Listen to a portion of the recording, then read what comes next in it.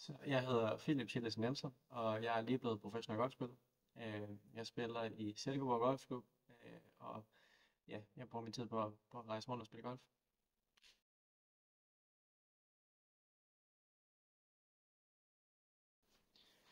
Jamen, behovet for mig var egentlig opstået på baggrund af mit golf. Jeg synes, ja, for det første så var resultaterne, de var der ikke i perioden. Men mere vigtigt så var det, at når jeg gik på en golfbane, og når jeg konkurrerede, så jeg følte mig ikke så meget hjemme, som da jeg var yngre. Jeg følte, at det hele det var blevet sådan lidt for vigtigt på en måde, så i stedet for at jeg gik ud og havde det fedt, og synes turneringer var sjove, så var det sådan lidt, jeg skulle ud og have det overstået, jeg skulle ud og se tingene, og jeg blev meget frustreret på golfbanen og frustreret på mig selv, og det gjorde, at generelt så trives jeg ikke på hverken golfbanen, men også når jeg kom hjem, og også dagen efter. Så generelt set så var det blevet sådan lidt for vigtigt, og jeg synes ikke rigtig, at jeg havde det så fedt på golfbanen, og følte, at min hjerne ikke rigtig arbejdede for mig, men arbejdede lidt mere imod mig på golfbanen.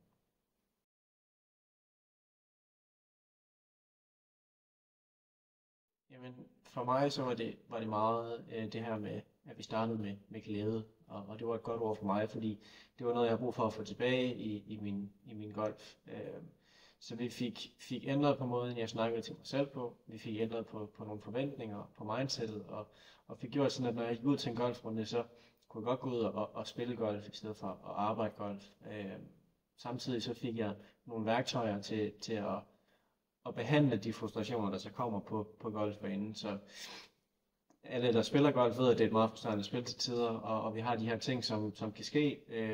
Men så er det lækkert at have de her værktøjer, som jeg nu har fået, som kan få mig hurtigere tilbage på sporet, og kan gøre, at jeg kan være bedre i nuet, og så kan jeg rent faktisk spille golf med glæde og være til stede, hvor jeg er.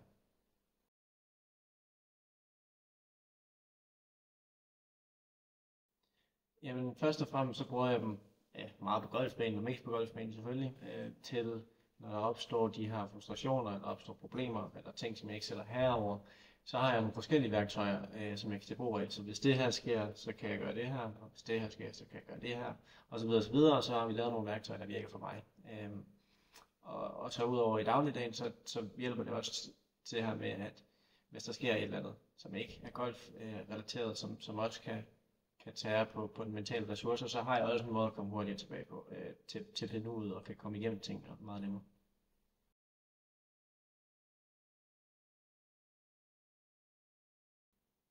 For mig så var det vigtigste, efter jeg fundet ud af, hvad det var, så havde det vigtigste nok været for mig, at det var individualiseret. Så som golfspiller har vi haft mentaltræning før, det har de fleste af os. Og jeg havde også på landsholdet, og jeg har også haft tidligere, og der var det sådan lidt mere overordnet.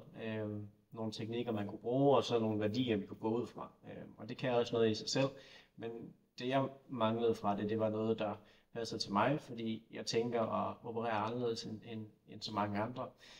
Og med Palle så var det fedt, at tingene de blev lavet til mig. Teknikkerne de tog selvfølgelig udgangspunkt i det Palle han kan, og det materiale, som han har arbejdet ud i, men de blev øh, personificeret til mig, så jeg kunne bruge dem, og jeg kunne forstå dem.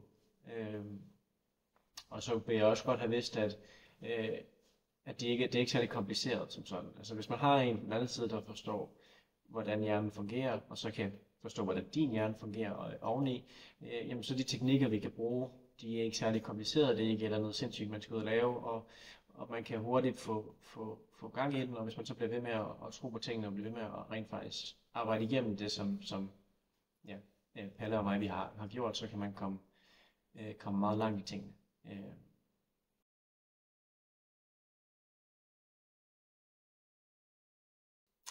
Helt afgjort. For mig der har det givet mig glæde, det har givet mig tro på tingene, det har givet mig mere at kunne være i nuet og kunne være på golfbanen, uden at skulle, at tankerne de fylder for meget, og der bliver lagt for mange følelser i de tanker, der så kommer.